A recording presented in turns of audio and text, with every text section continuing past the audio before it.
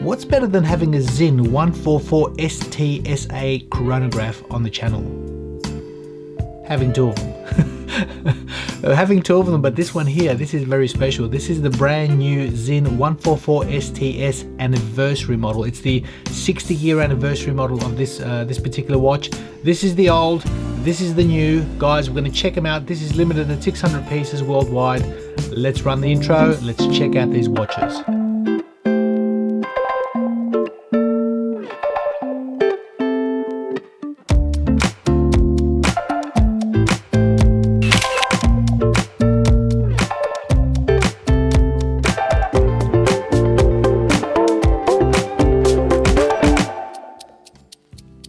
Okay, welcome back to the channel, guys. As you can see here, we have two watches. The one on the left is the Sinn 144 STSA chronograph, and its reference number is 144066. And the one on the right is the 144 STS Anniversary 2. It's basically Sinn's 60th year anniversary.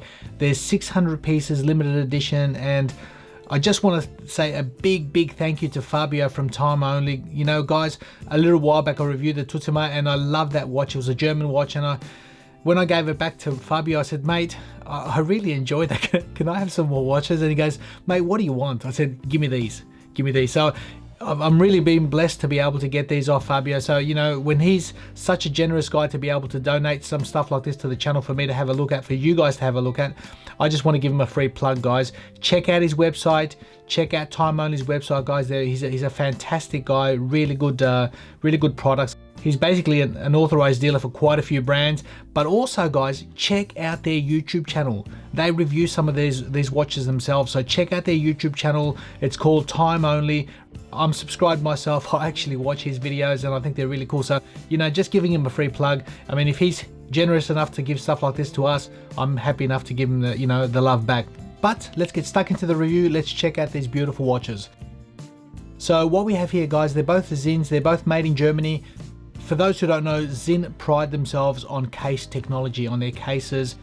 They're refined, they're extremely hard, really well built, and guys, I really can't fault the quality of these watches that are in front of me. The legibility of the dials are exceptional. For watches with chronographs and tachymetric scales, these even feature a pulse meter on both of them as well, so they're fully blown, fully specced out. I really like what I'm seeing here. If you look at the dials, you've basically got 3 sub-dials and they're beautifully balanced on the right hand side with a day date. And for those who know me, I'm not a real big fan of day date on watches, except in a case like this. When you've got 3 sub-dials and you balance it out on the right, it looks fantastic. It looks well. It's a tour watch. It's designed to be a tour watch. It's exactly what I like about this watch. Let's check out the main differences between these. On the left, movement wise, we've basically got a Valjoux 7750. It beats at 28,800 vibrations per hour, 25 joules, 40 hours power reserve. And as you can see from the case back, really nicely decorated, blue screws. You've got some perlage striping on that rotor. It's really cool. And I tell you what, on the time grapher, this has been running sublime. Really nice. On the right, for me, it looks like the same or very similar base movement. It's called the Concepto C99001. Once again, 28,800 vibrations per hour, 25 joules.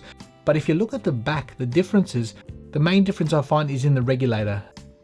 It looks like the regulation system is slightly different, designed completely differently from these two watches. So that's a unique touch on these. But again, on the time grapher, guys, these have been running perfect. This one on the left has been about +3, +4 seconds per day. Same with this. So really nice to see some good quality control.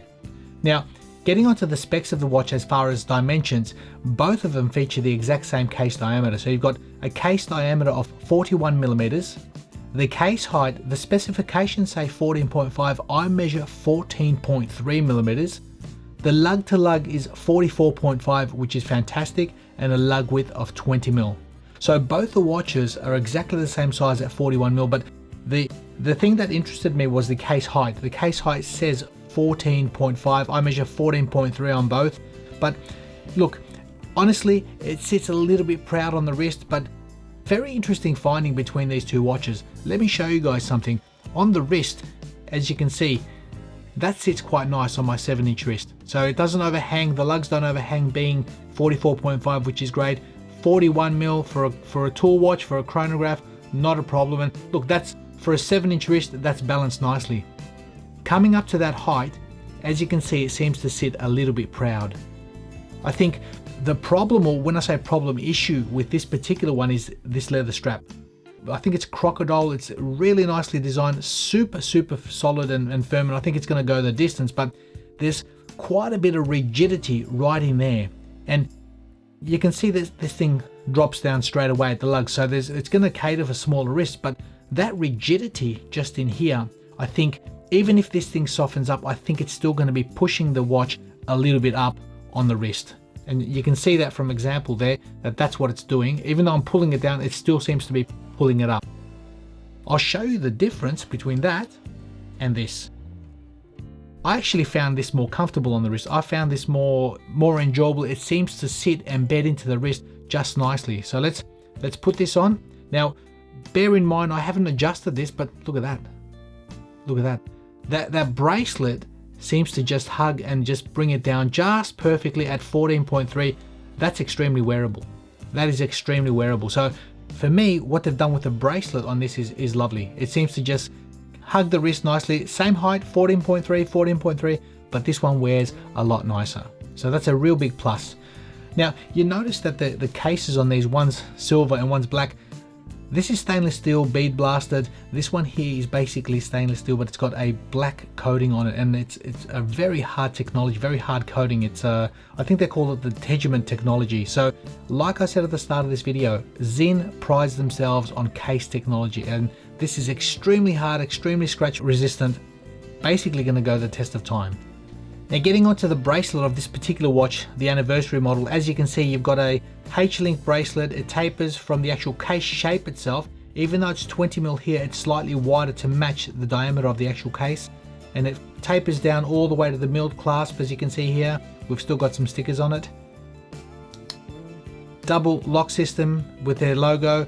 3 micro adjustments, which is, look, I've not adjusted this to my wrist, but again, 3 micro adjustments with links of that caliber shouldn't be an issue. But what I found with this particular one is that it also offers 33 millimeters of diver's extension. So it's designed purposely. And when I say 33 millimeters, guys, both of these watches are 200 meters water resistant. So they basically got 20 atmospheres of pressure they can handle. That's exceptional. You've got screw down crowns on both. So I'm really impressed at the technology that a company like Sinn is doing in a chronograph. You see, normally when you've got high water resistance in chronographs, you'd have screw down pushers. And that's one of the things that I find with, like for argument's sake, a Rolex Daytona. You look at a Rolex Daytona and you've got screw down pushers, but it doesn't feature 200 meters of water resistance, whereas these things do. Look at an Omega Speedmaster, again, a chronograph. They don't have screw down crowns, but they don't feature 200 meters of water resistance. These things are engineered. These things are engineered. And the reason I say that, if you look at the side of the cases, you see that little screw or that little unit just there, right in there? What that is basically Sinn's AR dehumidification technology. It basically avoids fogging and condensation inside the watch. A lot of people might think, gee, that's not really important. I tell you what it is. I've had 2 watches and the inside of the glass has humidified. And it doesn't matter what the watch brand is, it doesn't matter how expensive it is, it's gonna happen to watches. And gee, just with harsh environments, I think these things are designed to go. So really impressed with the technology. Now, the crystals on both of these watches are sapphire crystals, they're flat. The AR coating is fantastic, and the legibility, again, fantastic, I cannot fault. The dial layout on both of these watches is really cool. I'm thoroughly impressed at the legibility. Everything seems to be finely printed. The markers, the indices, even that tachymetric scale and the pulse meter, it's printed beautifully. And I'll show you guys a bit of a close-up of the actual tachymetric scale. As you can see here, you've got an orange 60 at the top, and that corresponds to basically the subdials as well as that sweeping hand, and that's the difference between the 60th anniversary model, this particular one, whereas the original, as you can see, doesn't have that. That's a little design hue that they've put in there, which I really like. Obviously you can see the subdials as well, reverse panda, really nice touch. And I thought it would have affected legibility, and guys, legibility hasn't been a problem with either of the two. So this one looks a little bit more vintage. This is the same watch, a lot more modern. It just seems to have brought it into the 21st century. Really cool. Getting onto that tachymetric scale and the pulse meter, as you can see, it says 15 pulse, and the scale goes all the way to about 50, and then it starts at 190. So from 190 downwards, that's your tachymetric scale. From 50 upwards, that's your pulse meter. So I did say that this is a tool, and it's designed to be used as a tool. That's what I really like about these watches. And people might say, well, how do you use a pulse meter? Well, basically, let's reset this.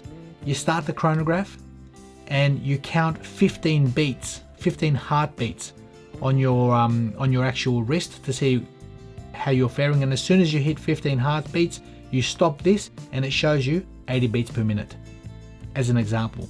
And as far as the tachymetric scale, I've actually done a video before regarding how to use a tachymeter. So for those who don't know, you can use a tachymeter to time certain things, making hamburgers, maybe a car race, it depends. But at the end of the day, it's used as a tool, and these things are fully loaded. Now, there are some negatives in both of these watches, and pretty much I'd say the same negatives. And for me, obviously, that height, you can't get away with this particular movement coming in at 14.3. You really can't get away from that. But you know, honestly, the bracelet version seems to be sitting a lot nicer than what this particular one with the leather strap. And in saying that, with this particular one, I noticed in the box they also supplied Sinn's silicone strap, which is really cool. So I mean, just putting that on the wrist, the comfort factor was great. Whether you'd use this or not, I don't know, but just something special and something a little bit different, which is really nice.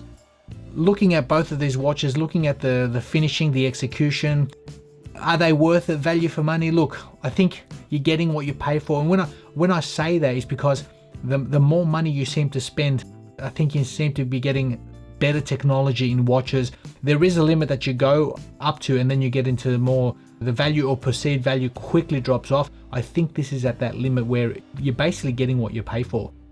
Any more money than this, then you're starting to get into more luxury, and you're paying for a name and hype and all the rest.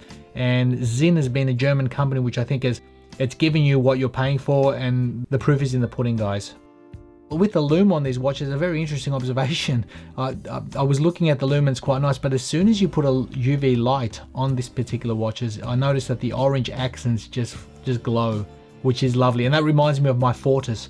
I've got an F39 Flieger, and it does the exact same thing, and it's just really cool. It makes the watch fun. It really does. So showing some technical ingenuity here, I like what I'm seeing, but also showing some character and fun. That's what these watches are, and it's really cool to see. It's really cool to see the case design, the finishing, the fact that you've got screw down crowns, 300 meters of water resistance, the pushes themselves, you don't need to unscrew them, they work. They do have a double safety mechanism, so you can't accidentally hit them.